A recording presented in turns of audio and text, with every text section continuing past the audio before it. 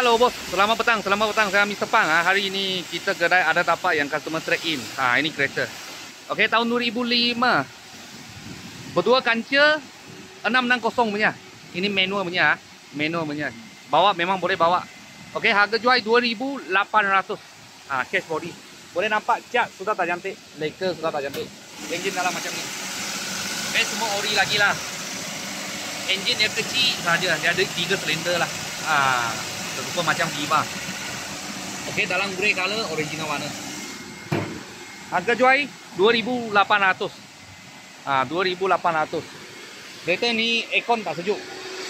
Mungkin sudah parking lama lah saya rasa. Dari dalam macam ni. Belakang. Okey, lagi mungkus leather lagi oh. Belakang macam ni. Harga jual 2,800. Tahun 2005, berdua kancil manual. Kalau bos-bos dan kawan-kawan siapa tengah cari satu kancil, kasih anak bawa dekat-dekat aja, kasih belajar lah. Sana gosok sini gosok pun tak apa. Kita sini ada sebiji. Kita mega kedai kat Johor SV Automobile kita ada jual kereta ni lah.